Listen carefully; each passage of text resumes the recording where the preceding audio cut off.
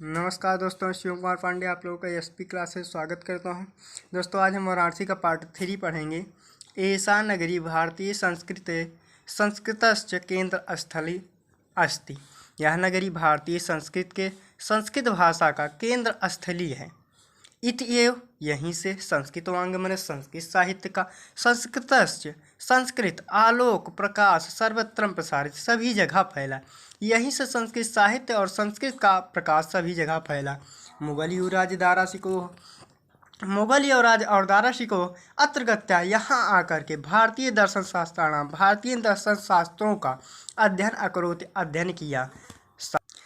सा तेषां ज्ञानेन तथा प्रभावित अभवत् यत् तेन उपनिषदम् अनुवादः पारसी भाषायां करति। सा तेषां वह उनके ज्ञान से ऐसा प्रभावित हुए कि उसने उपनिषदों का अनुवाद पारसी भाषा में कराया।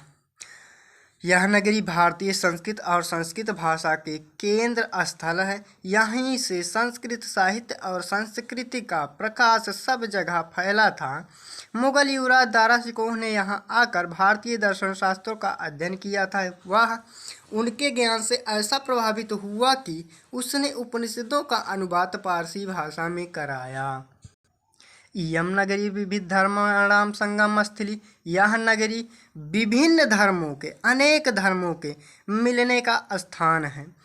महात्मा बुद्धा तीर्थंकरा पार्श्वनाथ शंकराचार्य कबीरा गोस्वामी तुलसीदास अन्य च बहवः महात्मान् अत्र गत्वा स्वयं विचारन् प्रसारन्।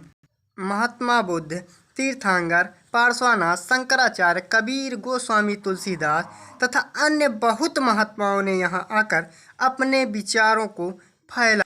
न केवलम दर्शन साहित्य धर्मे, केवल दर्शन साहित्य और धर्म में ही नहीं अपितु बल्कि कला क्षेत्रापि इयं नगरी विविधानां कलानां शिल्पानाश्च कृते लोक विश्व। बल्कि कला क्षेत्र में भी यह नगरी अनेक कलाओं और शिल्पों के लिए लोक में प्रसिद्ध। अत्रैतः कौशिशाटिका देशे देशे सर्वत्र स्पृहन्ते। यहाँ की बनी हुई रेशमी साड़ियाँ देश विदेश में सब जगह पसंद की जाती हैं। अत्रैतः प्रस्तर मूर्तियाँ प्रथिता। यहाँ की पत्थर की मूर्तियाँ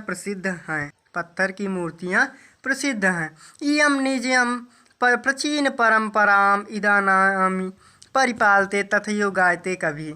इयं मतलब यह निजी मतलब अपनी निजी स्वयं प्राचीन परंपरा पुरानी परंपराओं की इदानीं मतलब आज भी परिपालते मतलब पालन करती है।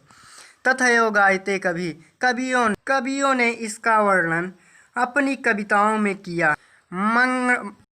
मरणं मंगलम यत्र विभूतेश्च विभूषणं कौपीनाम यत् कौशियम साकाशिकेन मायते।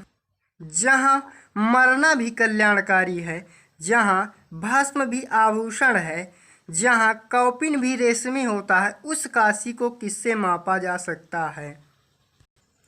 यह नगरी अनेक धर्मों के मिलने का स्थान है। महात्मा बुद्ध तीर्थंकर पार्श्वनाथ शंकराचार्य कबीर गोस्वामी तुलसीदास तथा अन्य बहुत महात्माओं ने यहाँ आकर अपने विचारों को फैलाया।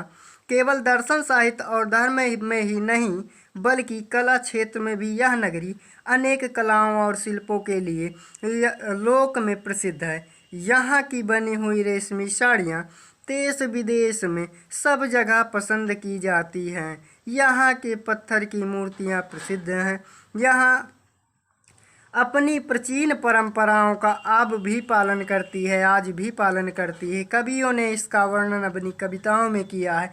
जहाँ मरना भी कल्याणकारी हो, जहाँ भस्म भी आभूषण हो, जहाँ कौपीन भी रेशमी हो, उस काशी को किससे मापा जा सकता है।